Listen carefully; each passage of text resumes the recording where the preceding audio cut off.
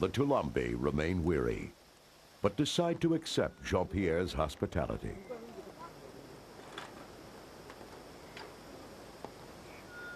Metal plates, pots, and pans are another wonder.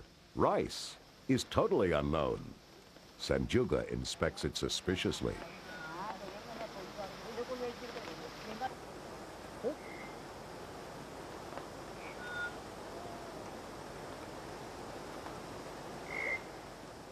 And Gio doesn't like the rice at all.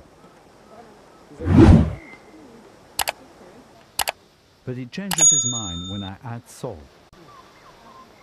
I'm concerned when Angio begins hitting his head. It turns out to be Toulambi body language for good.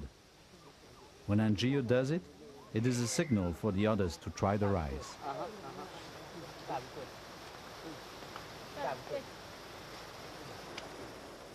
Instead of the customary scoop-shaped leaf, Jean-Pierre offers Sanjuga a spoon, but it's the rice that inspires all the head-banging. The modern idea that form follows function, that the design of the spoon will dictate its proper use, is obviously not self-evident.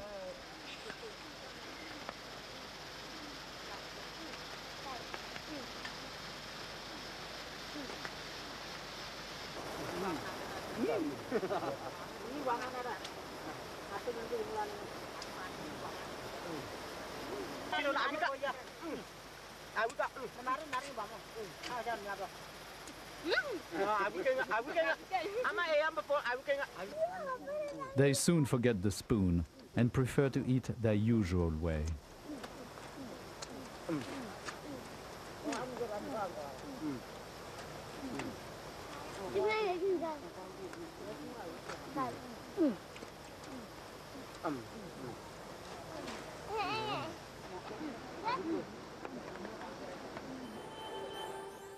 My cameraman, Filippo Tiglione, can now get close to individuals without their paying any attention.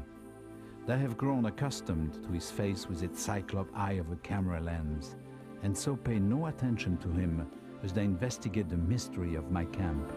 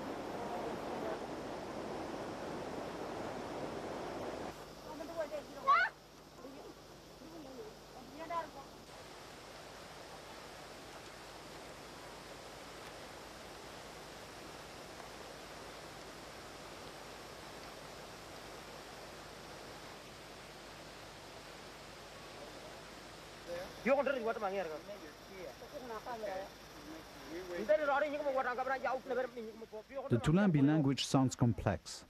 At this point, it's totally incomprehensible. They remain on guard. I am reassured when Angio returns the gift of fire. His way is not quite as fast as a match, but is probably more reliable in the damp rainforest. It certainly makes lighting pipes easy. They seem to consume wild tobacco heavily. Nicotine may be the most common narcotic used by primitive societies. The first transatlantic tribes, found by Europeans, said that the white man gave them alcohol, but they got their revenge by giving him tobacco. As the light fades on this extraordinary day, the Toulambi fade into the forest. At first, Dutilleux fears that they have gone for good, but they camp nearby, where there are wonders yet to see.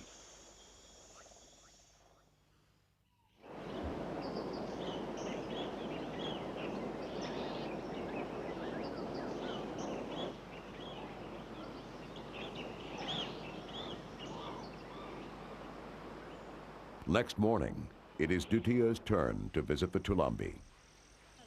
Despite his research, their culture and language remain unknown. Jean-Pierre has come to the conclusion that the Toulambi are just what they seem to be, the living ancestors of modern man. Yet, to be convinced, he has questions that need answers. They may have not seen matches or rice or plastic cups, but surely they've seen and heard planes fly by. Maybe they believe them to be chariots of the gods. In any case, the Toulambi are clearly part of what Dutilleux calls the Fourth World. Tribes in the depths of the world's rainforests that are so isolated they escape both the benefits as well as the burdens of human progress. As Dutilleux writes in his journal, there are very few groups of human beings still living in the Fourth World.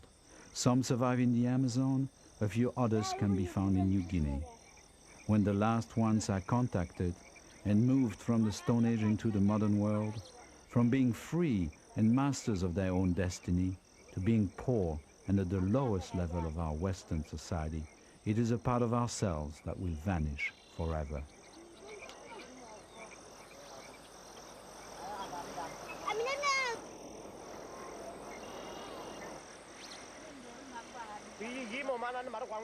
In the tribal world, paying attention to your appearance is a survival tool. The Toulambi use bamboo knives to stay well barbed. The men wear a bone from the cassowary bird through the nose, large necklaces of river shells around their necks, and bird of paradise feathers in their hair. They must look their best to attract a mate.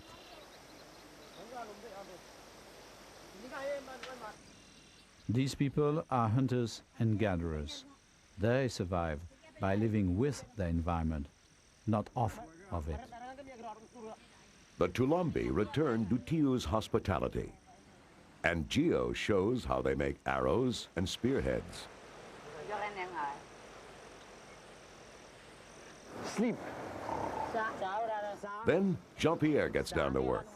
As always in this type of situation, he uses a rudimentary show and tell session to begin to understand the Toulambi language. How do you call the house? Anger? Anger? Yeah. Anger. Anger. How do you call the grass skirt? This? Aiga. Aiga. Aiga. And the necklace, Nungwa. Necklace. Nunga. No. Nungwa. Kamka. Kamka. Kamka. Kamka. Kamaka. Kamaka. Kamaka. Aiga. Aiga. Ange. Ange. Ange. Sa. Sa. Sa. Sa. No. No. Sa is sleep. Okay. Class over. They take Jean-Pierre out into their forest.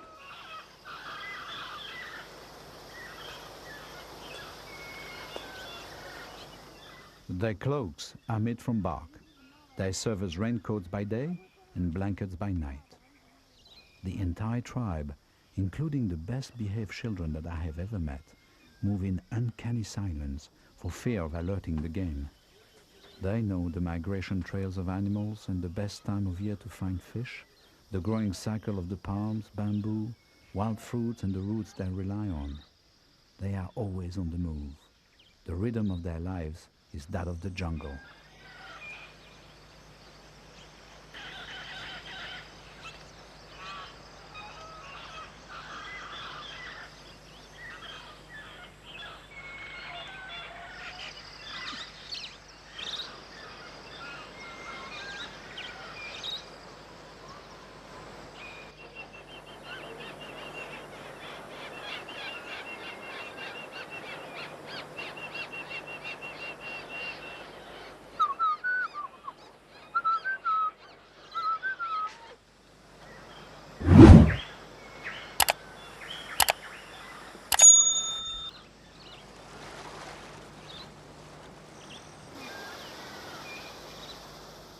For hundreds of generations, life for the Toulambi has revolved around their eternal quest for sustenance.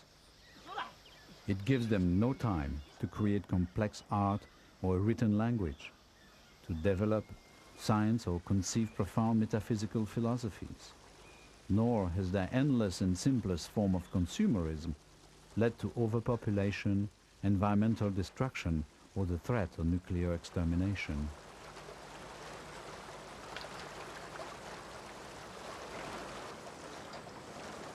They can at least still drink their rivers. But life is short for the Toulambi. They are stalked by diseases like malaria, long conquered by modern medicine. Yes, we can help them, but at what price?